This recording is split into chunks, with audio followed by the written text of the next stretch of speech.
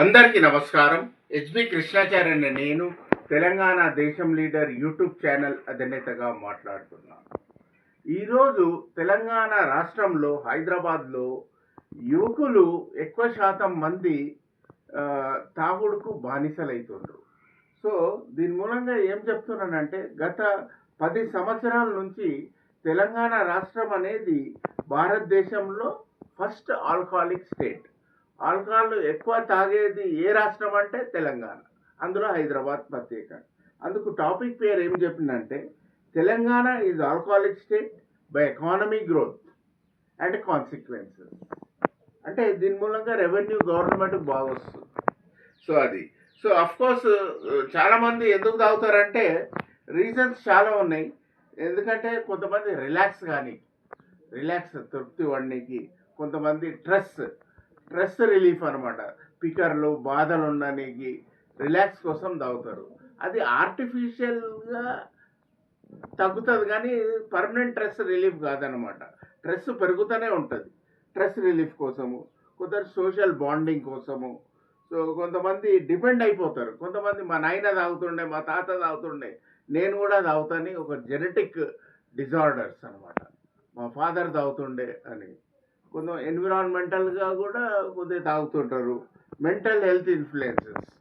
So love failure అయిపోయింది, girlfriend ఇంకో boy ఫ్రెండ్తో వెళ్ళిపోతుంది, అప్పుడు నేను హట్ అయిపోయినా, తాగుడుకు బానిస పడతాను.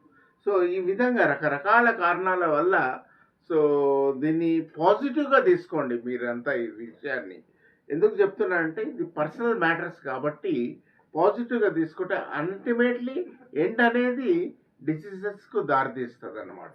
సో ఇప్పుడైతే ఈ ఆల్కహాల్ డ్రింకింగ్ ఏం చూస్తున్నామంటే తెలంగాణ రాష్ట్రంలో పర్టికులర్ హైదరాబాద్ కల్చర్ అండ్ ట్రెడిషన్లో దావతులు చేస్తే తాగుడు పెడతారు. తాగుడు పెడితే అది వేస్ట్ ఫెయిల్. ఇక తాగుడు పెట్టలేదనుకో ఆ కార్యకర్త అనేది వేస్ట్ ఫెయిల్, అతనికి స్తోమత లేదన్న ట్రెడిషన్ బాండింగ్ అట్లా ఉంటుంది తెలంగాణ కల్చర్లో. తాగుడు అనేది కంపల్సరీ పెట్టాలి. ఇంకోటి, so some use alcohol to deal with anxiety. కొంతవరకు టెన్షన్స్, డిప్రెషన్స్, పర్సనల్గా స్ట్రగుల్ చేస్తుంటారు. ఆదాయం తక్కువ, ఖర్చులు ఎక్కువ, అప్పులు ఎక్కువ, దాన్ని కూడా తాగుడుకు అలవాటు పడిపోతుంటారు. కొంతమంది ఏమవుతుందంటే ఆల్కహాల్ అనేది ఒక ఆనవాయితీ అనమాట. డైలీ ఓ 2 పెగ్గులు తాగాలరా బాబు, అటు భూమి పుట్టినప్పటి నుంచి తాగుతాడు. ఏంటంటే కొన్ని పెగ్గులు తాగాలి. ఎందుకంటే బ్రెయిన్లో డోపమిన్ హార్మోన్స్ అనేది రిలీజ్ అవుతాయి. సో అక్కడ ఏమవుతుందంటే సెన్స్ ఆఫ్ యుఫోరియా, అంటే pleasure centre of the brain అనమాట. అది ఒక ప్లెజర్, తాగుతూనే ఒక ప్లెజర్, ఆనందం కలిగిస్తుంటుంది. సో ఆల్కహాల్ అంత ఆర్టిఫిషియల్గా ఇది చేస్తుంది అనమాట.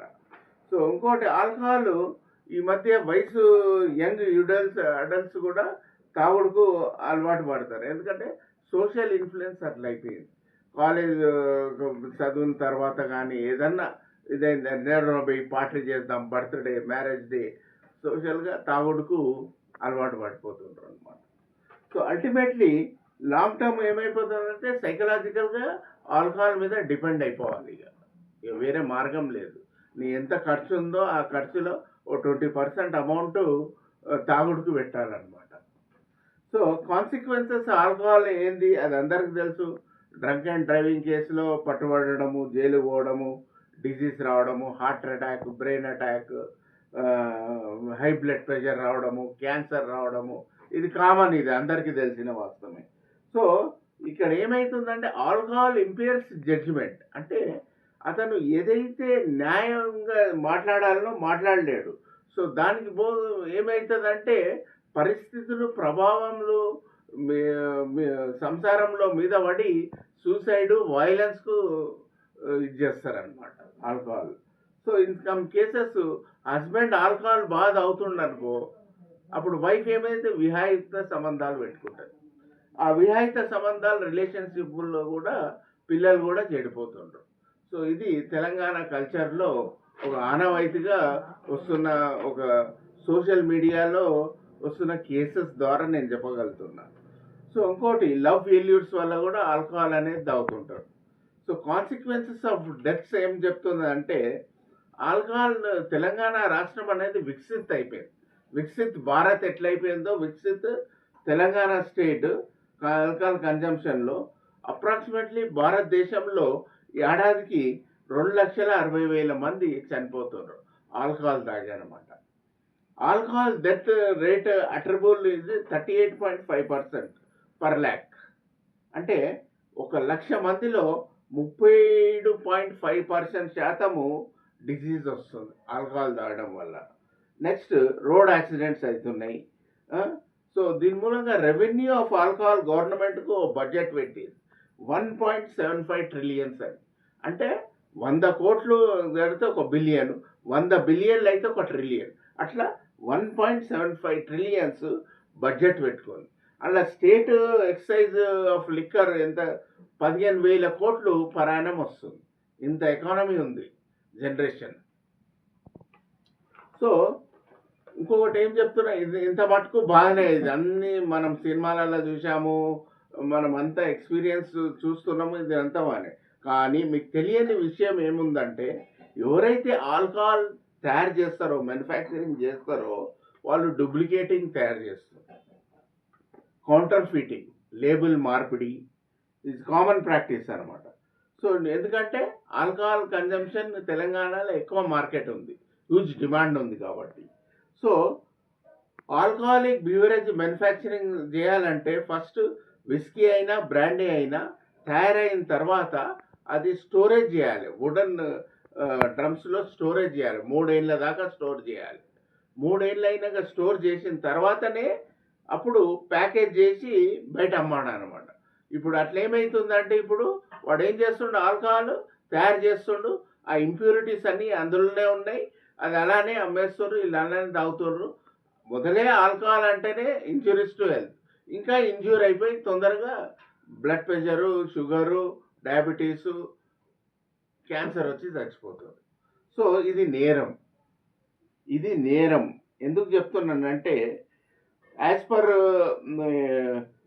ఏదైతే వయలేషన్ అనమాట. సో లీగల్ క్యాన్సర్ మీరు ఎప్పుడైతే లేబుల్ మార్పిడి ఉన్నా లేకుంటే మీకు తెలిసిన కేసు పెడితే ఇమీడియట్గా చర్యలు తీసుకుంటుంది. So as per food safety standards authority of India, మీరు food safety authority of India పోయి కంప్లైంట్ చేయొచ్చు.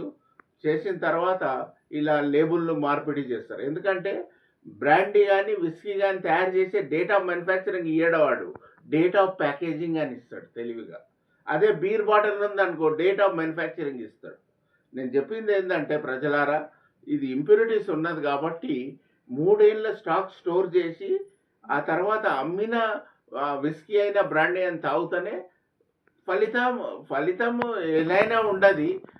నేననేది అనారోగ్యంకు దారితీస్తుంది అనమాట. మీరు కోట్ల కేసు చేయవచ్చు, రైడ్ చేయవచ్చు, వైన్ షాప్ కూడా మూతపడేయచ్చు. సో సో ఇదంతా arrest, wine shop owners arrest చేయాలి. అండ్ ఎందుకంటే ప్రోడక్ట్ ఫేక్ లేబులింగ్ కూడా చేసే అవకాశాలు ఉన్నాయి. ఇది కామన్ ప్రాక్టీస్ అనమాట. అందుకని నేను చెప్తున్నది అది. కంక్లూజన్ ఆఫ్ ద వీడియో వచ్చి ఏం చెప్తున్నంటే, ఆల్కహాల్ కన్జంప్షన్ ఎట్లయినా బాడీని ఇంజ్యూర్ చేస్తుంది కాబట్టి alcohol production, manufacturing, duplicating, counter fitting, fake label వేయడము, 3 ఏళ్ళు కాకముందే రిలీజ్ చేయడం మార్కెట్, ఇది నేరము. ఈ నేరాన్ని అరికట్టాలంటే ఇందులో చాలామంది ఇన్వాల్వ్ అయి ఉన్నారు, ఎంతో కరప్షన్ ఉన్నది. కావున కరప్షన్ ఇన్వాల్వ్ అయి ఉన్నది కావున నేను చెప్తున్నది ఏంటంటే, ఇది ఇల్లీగల్ అండ్ అన్సేఫ్ ప్రాక్టీసెస్ అన్నమాట. సో కరెక్టివ్ యాక్షన్ ఏంటంటే, లేబుల్ మ్యానుఫ్యాక్చరింగ్ అప్డేట్ ఏంటంటే, manufacturing of the brandy, whisky date, year mention చేయాలి. Next packaging label, date of packaging అనేది తీసేయాలి. ఇది నేను చెప్తున్నా. ప్రజలారా, మీరు తాగుడుకు బానిస కాకపోండి. గవర్నమెంట్కు గత కాలంలో మద్యపాన నిషేధం పెట్టారు, చేశారు, కానీ ఈరోజు ప్రతి ఒక్కరికి బానిస అయిపోయింది కాబట్టి 1,000 కోట్లు ఆదాయం వస్తుంది గవర్నమెంట్ కాబట్టి.